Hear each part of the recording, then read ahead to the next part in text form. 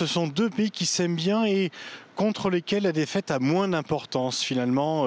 Pour l'instant, la France mène dans les grandes compétitions internationales et finalement c'est un avantage extrêmement intéressant. Et même si la France perd ce soir, eh bien, on préfère perdre contre le Brésil alors que ça laisse moins de traces douloureuses que contre d'autres pays européens. Alors plusieurs France-Brésil ont marqué l'histoire du football. Est-ce qu'il y a pour vous par exemple un match préféré, un match favori ?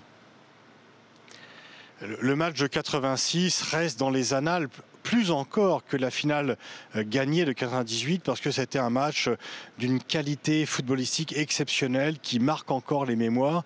Et c'est vrai que ce quart de finale en 86 a vraiment été un marqueur dans la progression de l'équipe de France et également dans la qualité du jeu où finalement les Français ont été meilleurs dans le jeu que les Brésiliens là où ils les entendaient pas. Et donc c'est vraiment un match qui a marqué des générations entières.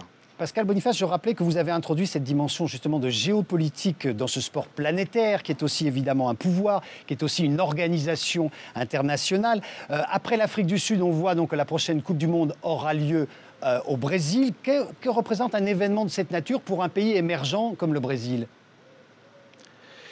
D'une part, la FIFA a reconnu la géopolitique en disant qu'effectivement, le Brésil, pays émergent, devait accueillir la Coupe du Monde après qu'elle ait été accueillie au Japon et en Corée du Sud. Et puis finalement en Russie prochainement. On voit bien une géopolitique, une multipolarisation du football, des pays nouveaux, etc.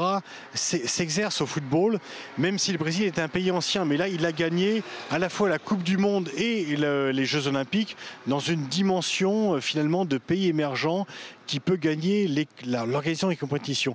Sur le terrain, ça sera plus difficile parce que l'équipe du Brésil, en termes de football, est en reconstruction. Et il n'est pas certain qu'elle puisse gagner cette compétition.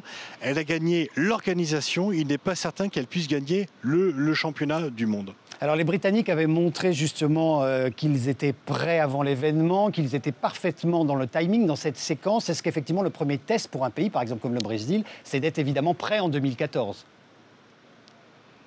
Bien sûr. Et alors là, je pense que autant au niveau des stades, des transports, le pays sera prêt parce que c'est vraiment un honneur pour ce pays et c'est vraiment un challenge extrêmement important de dire nous sommes un pays émergent et nous pouvons organiser une compétition au niveau mondial en étant au point.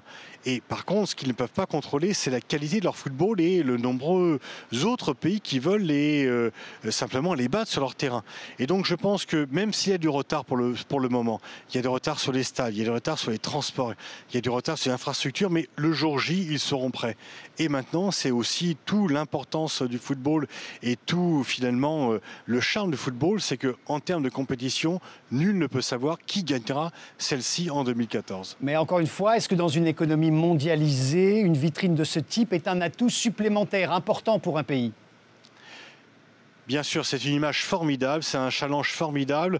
Tout le monde parlera du Brésil et on voit bien qu'il y a une très grande compétition pour accueillir ces grandes compétitions mondiales, soit les Jeux Olympiques, soit la Coupe du Monde de football, parce que c'est une vitrine pour un pays, non seulement en termes touristiques, en termes d'infrastructures, en termes de technologie, et c'est vraiment une vitrine mondiale. Pendant quelques temps, le Brésil sera au centre du monde et pourra montrer à tout le monde entier combien il est performant.